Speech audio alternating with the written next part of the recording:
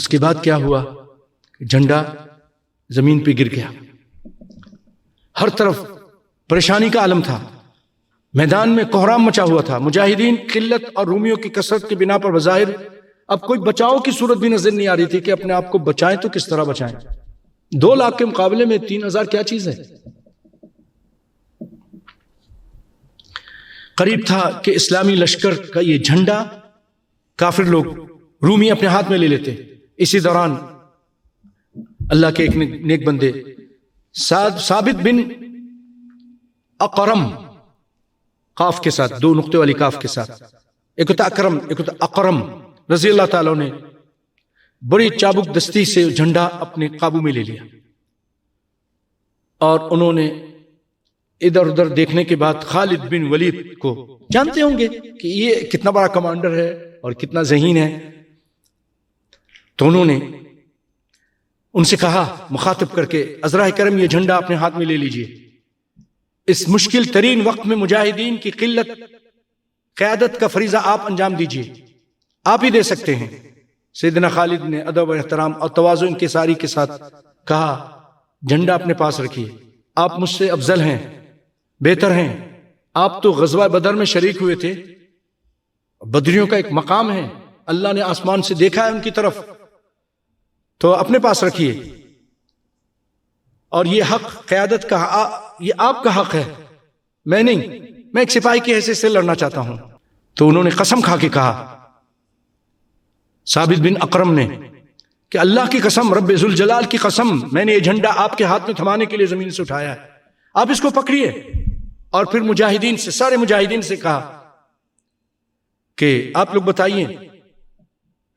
کہ آپ لوگ راضی ہیں کہ جھنڈا ان کو دے دیا جائے، قیادت ان کے حوالے کر دی جائے؟ مجاہدین نے سب نے کہا ہم راضی ہیں۔ پھر اس کے بعد بھائیو آپ نے جھنڈا تھام لیا، اور میں نے کہا نا ان لوگوں کا، بڑے لوگوں کا دماغ بڑی تیزی سے کام کرتا ہے، وہاں سوچتے ہیں جہاں کوئی عام آدمی سوچ بھی نہیں سکتا، ان کا دماغ وہاں تک پہنچتا ہے۔ آپ نے ایک عجیب کام کیا، اللہ اکبر، جب سب لوگ راضی ہو گئے، لوگوں، اور نبی نے کہا تھا کہ جب جس کو تم لوگ بنائیں، لوگ بنائیں گے، ان کو بنا دیا، جب ان کے ہاتھ میں قیادت آ گئی، اب یہ آٹے میں نمک کے برابر مجاہدین، تو آپ نے ایک لشکر کی اب نئی ترتیب دی، اور آپ نے کچھ گھوڑ سواروں کو، کچھ دستوں کو،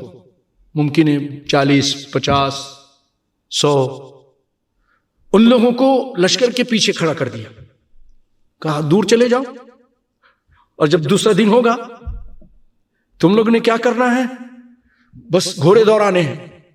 ادھر سے ادھر بھگانا، ادھر سے ادھر، خوب دھول اڑانی، خوب دھول اڑانی ہے۔ اللہ اکبر، کہاں دماغ کیا ان کا، ایسا لگے ان کو کہ کوئی ان کی قمق پہنچ گئی ہے، کوئی ان کی مدد پہنچ گئی ہے۔ تو ایسے ہی ہوا، جب دوسرا دن ہوا،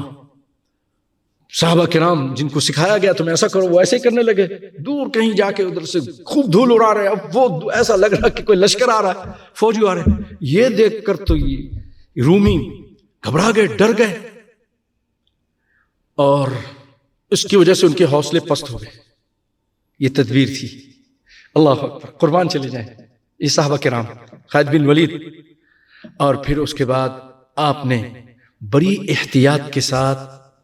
سارے صحابہ کرام کو بچا کر ان کے نرخے سے نکال کر دور لے گئے، ان کو بھی ہمت نہیں آگے آنے کی۔ اور نبی صلی اللہ علیہ وسلم نے سیدنا خالد بن ولید کے اس کام کو فتح سے تعبیر کیا۔ آپ صلی اللہ علیہ وسلم مدینے میں فرما رہے تھے، ثم اخذ الرأی سیف من سیوف اللہ، آپ نے یہ نام دیا کہ اللہ کی تلواروں میں سے ایک تلوار نے اب جھنڈا اٹھا لیا ہے، حتی فتح اللہ علیہم، یہاں تک کہ اللہ تعالیٰ نے ان کے ہاتھوں فتح دی۔ اور یہ فتح سے کم نہیں تھی بھائیو، 2 لاکھ کا لشکر، اور اس وقت مسلمانوں کے بری حالت تھی کہ ایک کمانڈر جب کسی بھی فوج کا کمانڈر قتل کر دیا جاتا ہے یا شہید ہو جاتا ہے اگر وہ مسلمان ہے تو پوری فوج پر اس کا برا اثر پڑتا ہے. 3 کمانڈر شہید کر دیے گئے تو کیا اثر ہوگا؟ یعنی نفسیاتی طور پر سمجھو کہ جنگ ہار گئے تھے. خالد بن ولید نے وہ ہاری ہوئی جنگ کو اس طریقے سے ترتیب دیا کہ نبی کائنات صلی اللہ علیہ وسلم کی فیض زبان فیض ترجمان سے نکلا کہ فتح اللہ علیہ، اللہ نے ان پر فتح دی. اللہ اکبر. بخاری کی روایت.